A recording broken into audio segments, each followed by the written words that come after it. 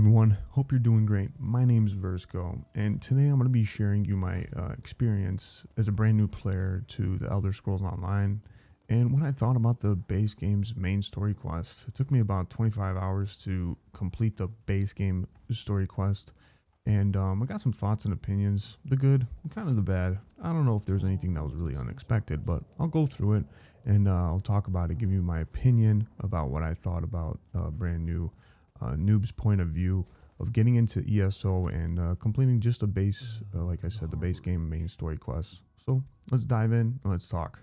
So a quick background on my MMORPG experiences. I've played several of MMORPGs, but some of the notable ones that I've actually sunk in a lot of time was Guild Wars 2, Old School RuneScape, and Final Fantasy 14. So I dabbled in a lot of different combat systems when it comes to those types of MMORPGs, because they all use different systems. The point and click, tab targeting, and obviously the action combat style that ESO has along with Guild Wars 2. That type of playstyle and that action combat playstyle is something I really do like. So that was one of the reasons why I wanted to try out ESO, because of that combat system, because it's familiar to me and I really like it a lot. Alrighty, just like with any MMO, you're going to have to kick it off with the character creator screen and choose your class, choose your race, and how you want to play the game. So I never really played an assassin role type of DPS class in any other MMO really. I usually played a healer or a tank. So in this playthrough, I ended up picking the Kashyyyk Nightblade. And then after you choose your race, your class, whatever you want, and have fun with the character creator, you jump in straight into the tutorial, and that's where the main story starts. You're essentially in Coldharbour, prison for souls. You lost your soul and you're trying to look for a prophet who's enslaved. You meet a character by the name of Liz Titanborn, I believe. Yeah, Liz Titanborn, and you go on a quest to find the prophet, and Liz sacrifices herself and enslaves herself so then the prophet can be released. And after releasing the prophet, you have a short little boss battle, and then he teleports you actually into the out of the tutorial and into the actual map of the whole game. So that's where the main story starts, and I thought it was pretty cool, pretty neat. It kind of implemented the storyline in the beginning, not just a regular stupid tutorial. It was right off the bat, hey, this is a story, and then the tutorial followed within the story of how to do different mechanics, blocks, dodge rolls, attacks, heavy attacks, and all of that sort of good stuff. So it was really cool. It kind of meshes in really nicely, so I like that about ESO. The tutorial was pretty nice, and the beginning of the story kind of is short, sweet, simple. You understand what's going on for the most part. You kind of don't understand why you're here, what the big picture is, but you get to meet some of the main characters in the tutorial itself, and it's pretty funny as well. You meet some funny characters in there, so it's great to have a little humor sparkled in there while everything else is kind of serious. So once you leave Coldharbour with your the prophet, you get teleported into Caharthi's Roost. That's the first island on the whole big map of ESO Tamriel, where you start off with, at least where I start off with Aldemir Dominion as a Kashyyyk, and your prophet's like, hey man, peace out, I'll see you when I see you next, I'll reach out to you when I need you, and so on and so forth. Alright, so now you're wandering this little island of Caharthi's Roost, that's how it is, and you meet a cool guy by the name of Razum Dar. He is a badass Kashyyyk as well, and he's going to be a main story character that follows and progresses with you throughout the whole main story quest, which is kind of cool. I thought he was a really good character, and he's like just memorable. I know who he is. He's like a cool guy. I'm like, hell yeah. Whenever I get a quest from Razum Dar, I'm like, let's go, baby. So essentially, you're on this little island, and you got to get off of it. And while you're on the island, you're exploring, killing some sea vipers and stuff like that. And you're kind of dealing with a drug problem that's going on the island as well. It's kind of funny. When I was like, what am I doing here? And then they're talking about some moon sugar. I'm like, what the fuck is moon sugar? And it's basically called skooma on the island. And there's a problem, and the authority on the island are trying to find out the people who are basically producing this moon sugar and put a stop to it. So you're running around the island dealing with basically a drug problem while you just got left the Coldharbour, which was which was great. And then after investigating the whole thing, you basically end up a couple of quests in. You take a little boat off the island and into like the main island to Volker Garden. I'm gonna mispronounce this right here, but Ardon, Arudon, something like that. You go over there to Volker Guard on the island. You take a little boat, and then that's where your actual main story quests on the mainland over there progresses forward with the prophet and so on and so forth. What you're gonna be doing there. Like I said, I thought it was kind of cool how this how it went from Coldharbour and then to Canarthy's Roost, and how it was very I don't know, I laughed a lot. I was like, this is really funny, and it pops in my head all the time. I'm like, oh, that's the island where I went to, you know, deal with the drug problems. And yeah, so if I do mispronounce a lot of the names, which I'm probably gonna do, don't take anything out on me. I don't even know how to pronounce any of these names. Sometimes the cities or the different continents that are in Tamriel. All right, so once you're on the island of Arduin, whatever it is, Eridon, however you pronounce it. I know I'm going to get it wrong, but once you start on that island and you start doing some of the main story quests for the prophet, you're basically going to be running back and forth in and out of a cave that he's hiding in. And every time you leave that cave, it was getting a little annoying. It was like you step out of there for a couple of feet and then he's like, hey, I need you to come back and do this quest for me. And it's like, all right, let's go back and let's go finish this quest. But for the most part, what you're going to want to do and what he's going to want you to do is rescue the 5 companions that are still alive. One of them is actually a villain that you can't really do anything about. It's Metamarco. But the other companions that you got to rescue is Liz Titanborn, which she's still in Coldharbour. So you're going to have to go back and basically rescue her. Once you rescue her, then the prophet's like, hey, we need the Amulet of Kings, but the only person that knows how to get it is Sai Sahan, which is another one of the companions. He's also trapped in Coldharbour. We got to find him, so on and so forth. While trying to find Sai Sahan, you run into, now I might butcher his name too, Abnu Tharn, who's part of the 5 companions as well with the group, but he's like on his evil rant or rage. He's part of the evil side of Coldharbour, doing all sorts of stuff. And once you try to rescue Sai Sahan, Abnu Thar is kind of like, you know what, man, I really don't want to be here in Coldharbour no more. Hey, could you take me out of here? Could you help me get out of here? So on and so forth. I'm kind of done being evil. I want to get the hell out of here.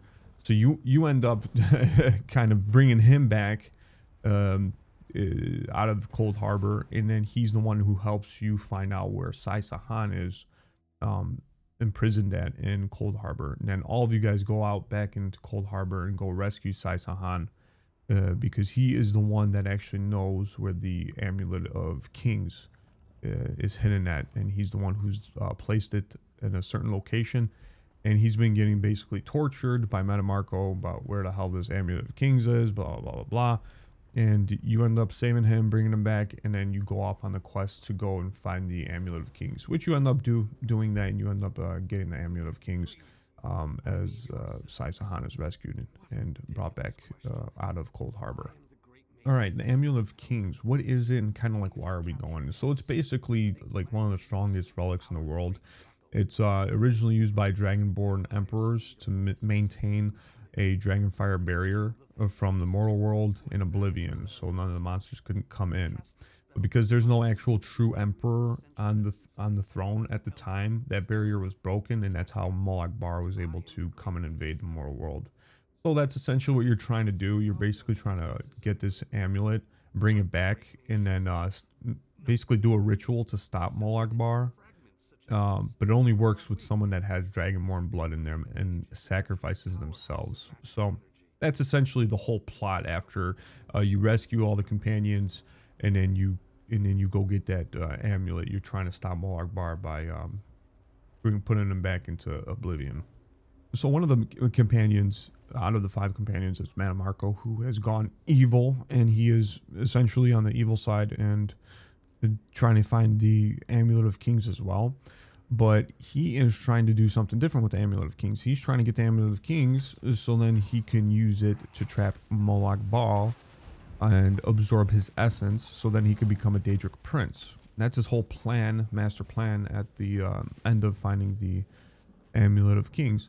Once you and your companions get together and you're fighting in Coldharbour, you end up encountering Mannimarco. He tells you about the plan. You have a little fight with him, and at the end of the day, Molag Bal knew the plan the whole time, and he appears and shows up and basically steals his soul and brings it back to Coldharbour for endless torturing. It was kind of funny when he's trying to get Molag Bal's basically his essence and putting it into the Amulet of Kings to become a Daedric prince, backfires on himself, and he ends up being tortured in Coldharbour. I thought that was kind of funny in the storyline. So for the last part of the main story, I guess, section or quest, I would say, is returning back to Coldharbour again to stop Molag Bal from carrying out his plans. Now, once you have the amulet, you and the companions are like, all right, we got to go and get into Coldharbour and fight him. And one of the plans is basically having all of the 3 alliances of Tamriel come together, set their differences aside, and go bring the fight to Coldharbour and start the play meld. Stop it. You end up doing that. You end up taking a portal with everyone, and once you jump into the portal, everyone gets separated in Coldharbour. Once you're in Coldharbour, you're essentially doing a lot of quests to rescue everyone that you can from the group back together at the Hollow City, and to go and take the fight to Molag Bal. I do want to take a moment and talk about Coldharbour and the Hollow City and the atmosphere it gives. I gotta say, they did a really good job with this map. I had a creepy vibe from the minute I went into Coldharbour, and I'm like, dude, this just feels like the end. This is the end of the end. It's empty, hollow, just like the name of it. It just feels like it's a barren wasteland, and you just don't want to be in it. But once you do the main story quest and the side quest, the Hollow City becomes populated. It becomes more lively, and it feels better. It doesn't just feel like a barren wasteland with dead souls, that just nastiness, everything walking around. It feels more alive after you do a lot of the main story quests.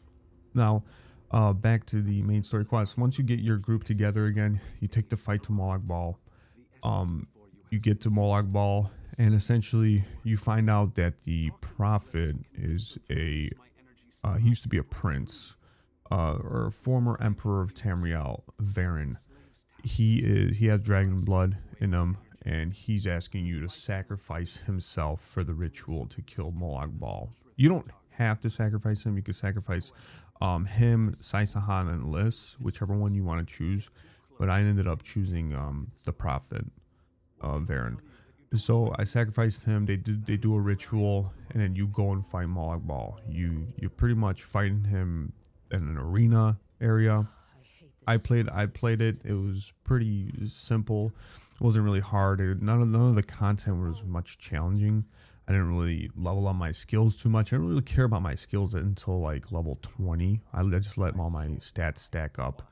I had a good feel for my class with the bows and the dual-handed, the dual daggers. I had really fun with that.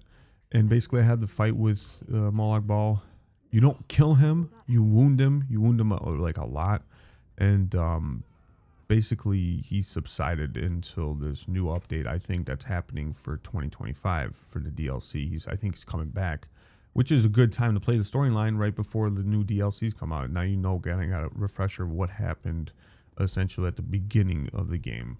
You basically wound him really like a lot, and he's been stopped from doing his plans. And just like that, defeating Molag Bal, you become the hero, and then everyone's like clapping and calling you the hero of Tamriel, blah blah blah. Everyone knows what you did at Tamriel, and so on and so forth. So it feels good. And I do gotta say, playing this story, and it's an MMORPG. We gotta start with that. Playing this story as an MMORPG, not just a regular RPG, and it's fully voice acted. I had to say this is one of the more top-notch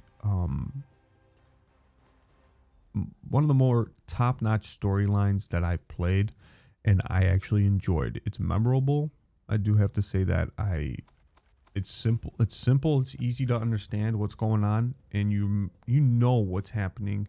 And I remember, you know, X, Y, and Z happened. It's not like a whole like twist and turn, and you're like doing this, and then you're doing that, and then this happens, and you just forget what the hell's going on. No, it's pretty self-explanatory when they explain everything. When you're talking with the prophet, you're talking with the different main characters, and you're understanding what the main focus is. Couple of plot twists here and there, but it's overall a good story for an MMORPG. So for ESO for 2025, playing the main story quest, I gotta say this is one of the better main story quests that I played for an MMORPG. This and Final Fantasy 14 as well, when it's voice acted, is amazing. But obviously not all of Final Fantasy 14 content is voice acted. So that's why I gotta say, with the voice acting for ESO, how everything's voice acted, and it's just easier to sometimes just listen to what he's saying instead of reading the bunch of lines that the NPCs are saying, or saying to you.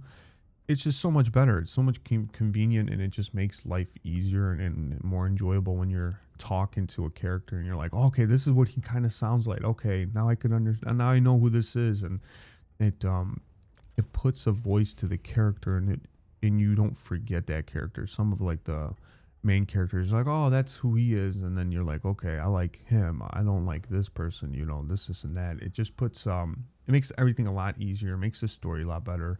And I did, like I said, enjoy the story, and it's the perfect time right now to go and play ESO before the main content drops for 2025.